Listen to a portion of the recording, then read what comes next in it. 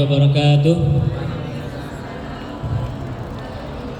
Alhamdulillah rabbil alamin, wassalatu wassalamu ala asyrafil anbiya'i wal mursalin wa ala alihi wa ashabihi ajma'in, amma ba'd.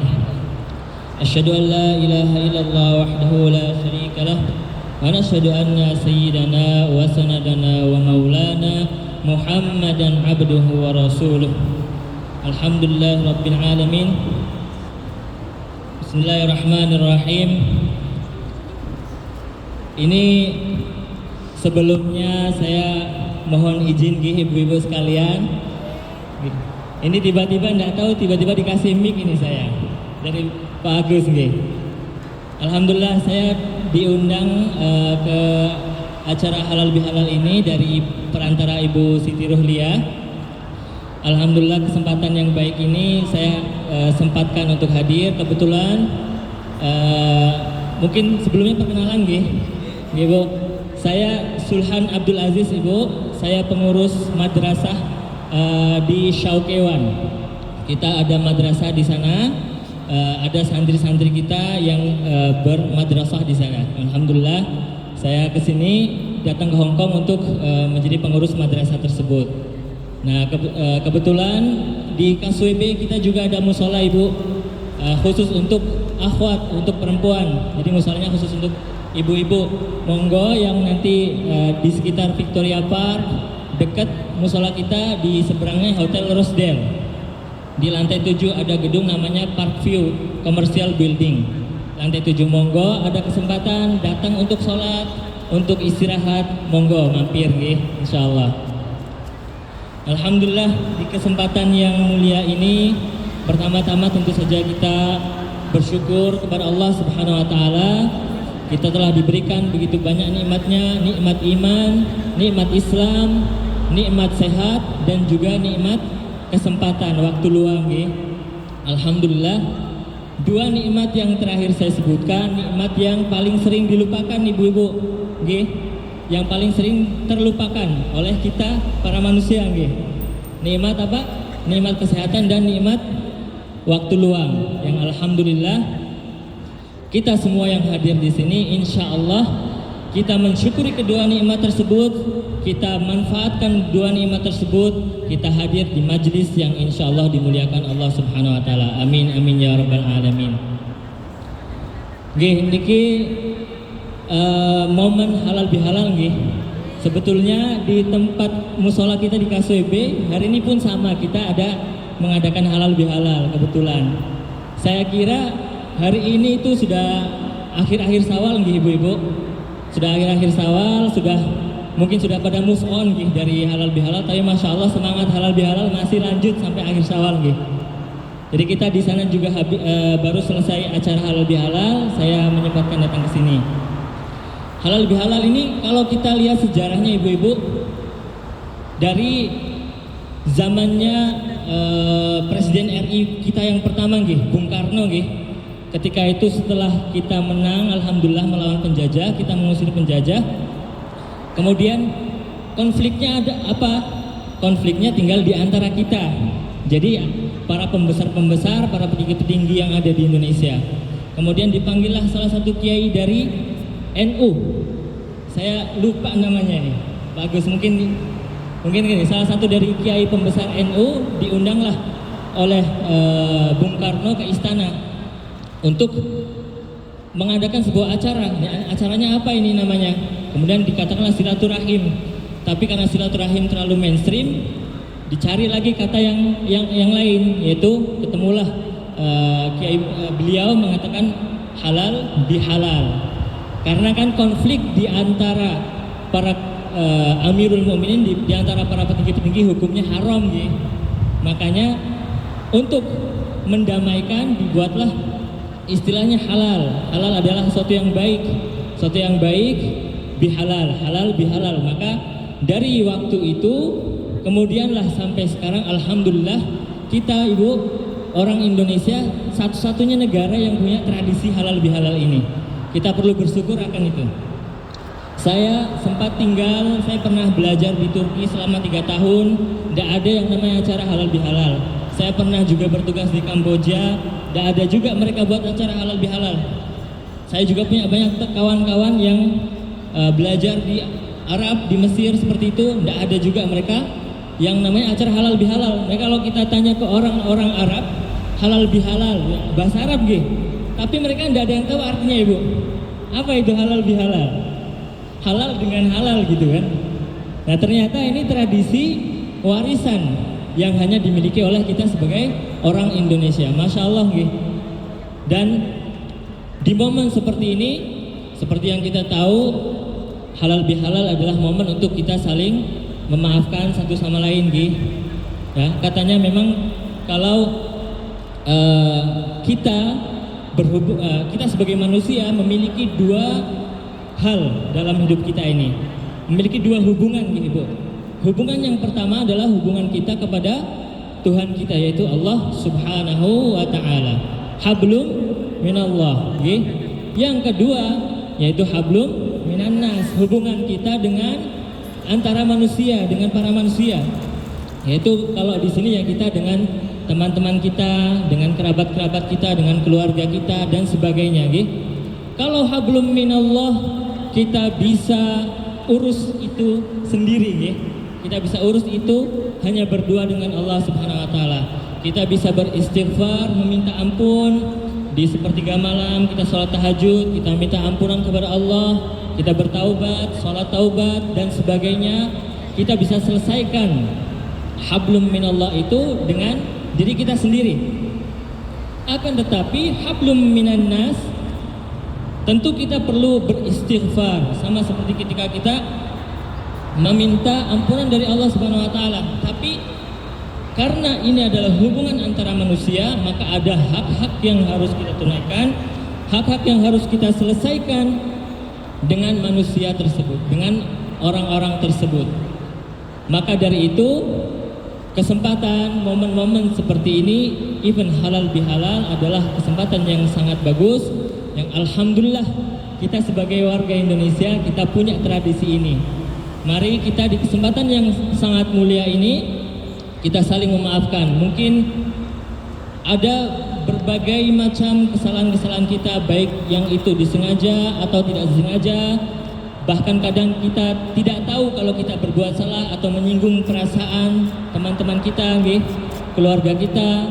Ya kadang lisan kita sebagai orang kalau kita lagi ngomong kadang tidak tahu, nggak ceplas-ceplos kata niku ceplas-ceplos, tidak taunya kita sebenarnya bercanda tapi ternyata menyinggung perasaan saudara kita, menyinggung perasaan teman kita. Maka di kesempatan ini, maka yang terbaik adalah kita lapangkan, kita ikhlaskan sehingga kita kembali ke nol, ibu-ibu, kosong-kosong, seperti kata bapak-bapak atau ibu-ibu di Pertamina, mulai dari nol, insya Allah seperti itu.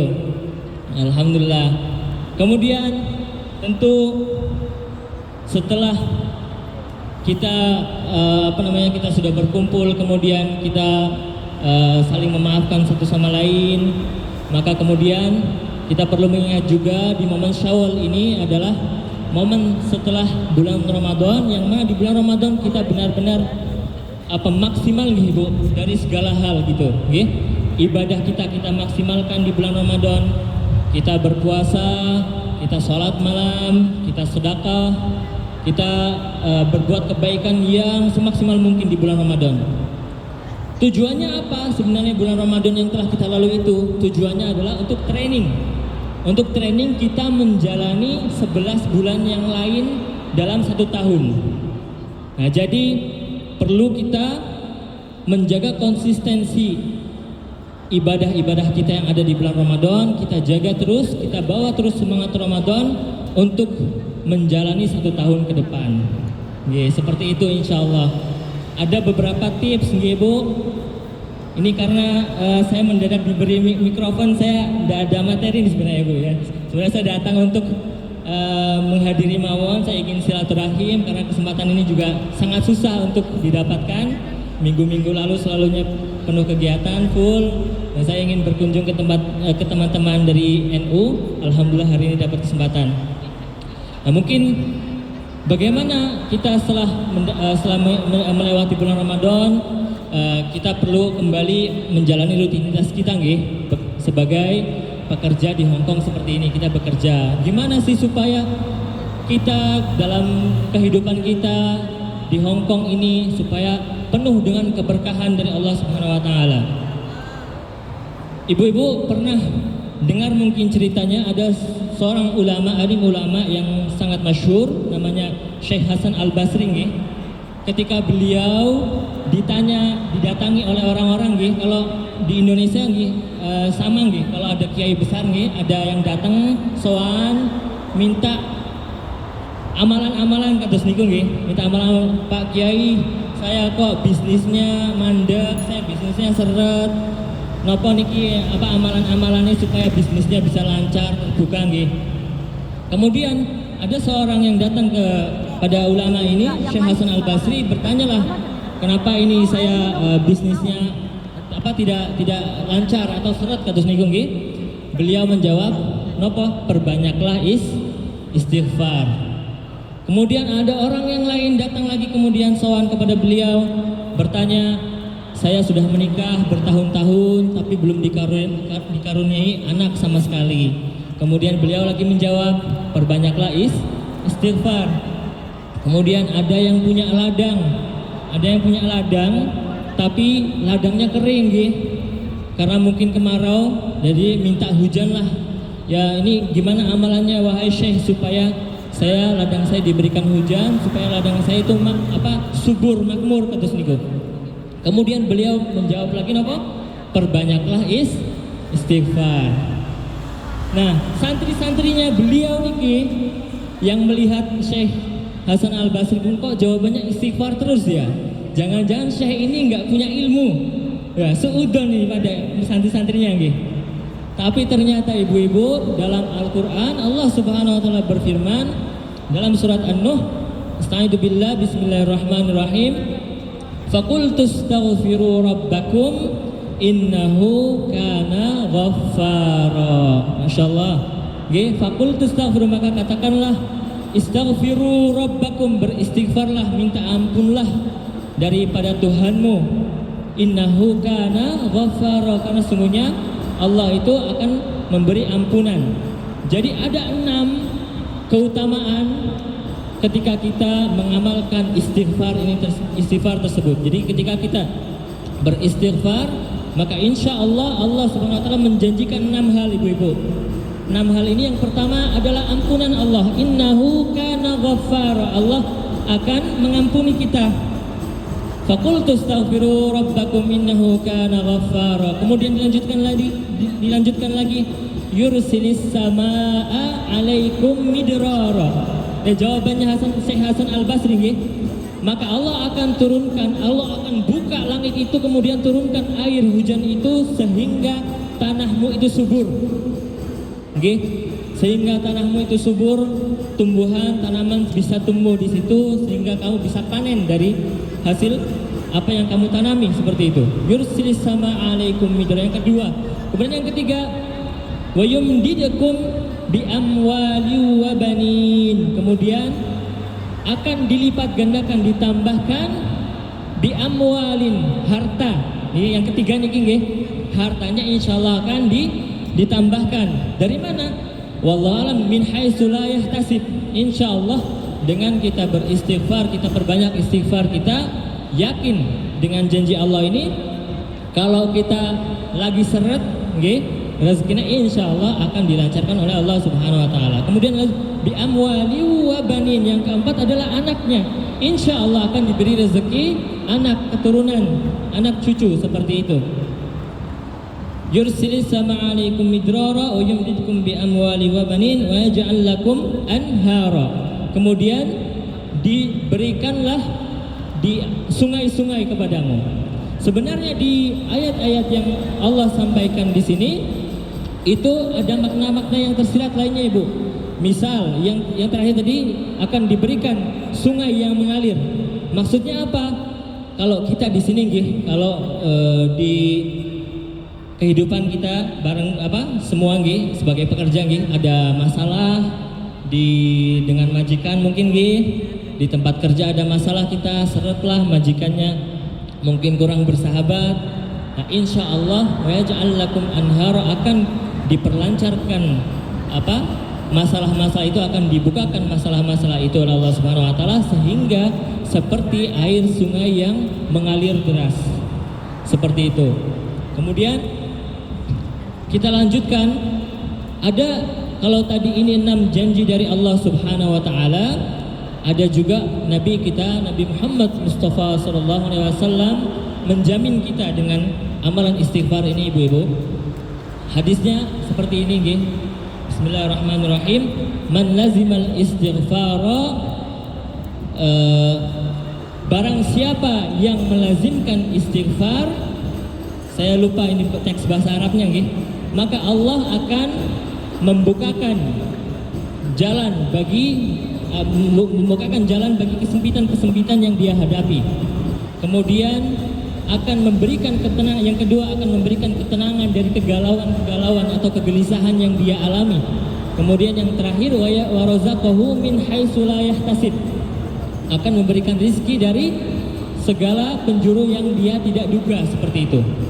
Jadi Allah Subhanahu wa taala menjanjikan 6 hal, Nabi Muhammad SAW mengukuhkannya lagi dengan jaminan. Ada 3 jaminan, yaitu yang pertama akan dipermudah segala urusannya, kemudian yang kedua akan diberi ketenangan dari kegelisahan kita. Kita semua kadang-kadang ya banyak sekali masalah, mungkin ada yang memiliki hutang, ada yang memiliki masalah dengan keluarganya di Indonesia, ada yang memiliki masalah dengan majikannya dan sebagainya, sehingga mental kita itu kesehatan mental kita menurun. Seperti itu. Dengan istighfar insyaallah Allah akan berikan kita ketenangan dari gundah gulana atau gelisah-gelisah yang kita alami. Dan yang terakhir, yang lebih pentingnya lagi adalah Allah akan berikan rezeki dari segala hal yang kita tidak duga. Nah, rezeki ini jangan kita hanya selalu melihatnya dari dolar-dolar gitu. Dolar-dolar dari majikan, rezeki ini dapat gaji, rezeki ini alhamdulillah itu memang juga rezeki dari Allah Subhanahu wa taala. Tapi ketahuilah bahwasanya rezeki dari Allah Subhanahu wa taala tidak hanya uang, tidak hanya harta, akan tapi kesehatan yang Allah Subhanahu wa taala berikan kepada kita, ketenangan mental kita sehingga kita masih bisa bertahan di sini, bekerja, banting tulang demi keluarga kita yang ada di Indonesia. Itu semua adalah rezeki yang Allah anugerahkan kepada kita. Tapi di sini ibu-ibu sekalian, kuncinya ada di kalimat pertamanya. Man lazima, barang siapa yang melazimkan. Apa itu maknanya melazimkan? Membiasakan atau mendawamkan, seperti itu. Mendawamkan atau membuat itu sesuatu yang biasa. Atau kita bisa mengatakannya bahwa kalau membuat istighfar itu seperti nafas kita, ibu-ibu. Jadi sedang apa kita? Sedang misalnya lagi belanja ke pasar nih, disuruh majikan belanja untuk makan siang, makan malam. Kita pergi ke pasar, bawa trolling, bawa tas belanjaan, kita jalan, kita istighfar. Selalu dalam keadaan beristighfar. Astagfirullahaladzim, astagfirullahaladzim, astagfirullahaladzim. Kemudian ketika kita lagi di rumah, mungkin lagi bersih-bersih rumah, lagi ngelipat baju, lagi nyetrikain baju, lagi nyuci baju, kita selalu dalam keadaan istighfar. Ini memang sangat simpel, ibu. Cukup kita astagfirullahaladzim alladzi la ilaha illa huwal hayyul qayyum wa atubu ilaih.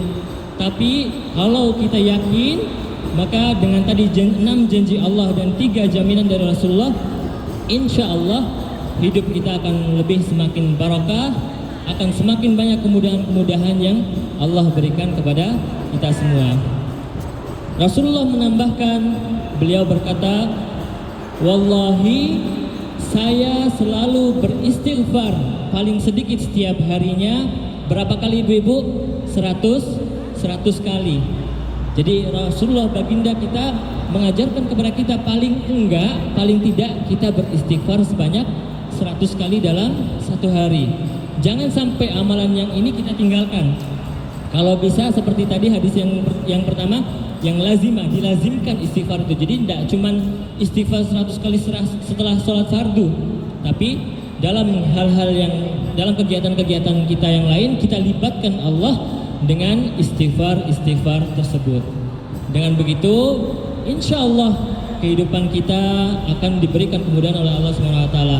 Mungkin nanti Allah Subhanahu Wa Taala akan lunakkan hati majikan kita, jadi kita diberikan kebebasan yang lebih banyak lagi.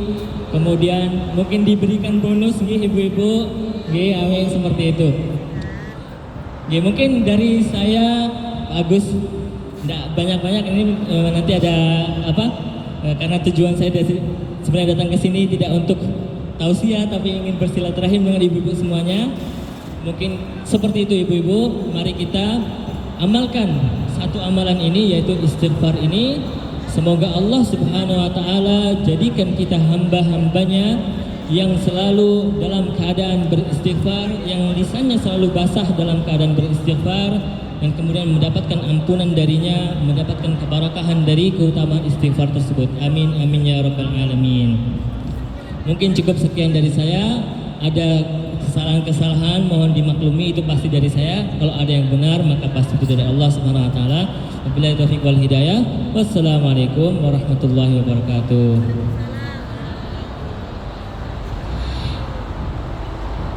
Kami sampaikan terima kasih Ustadz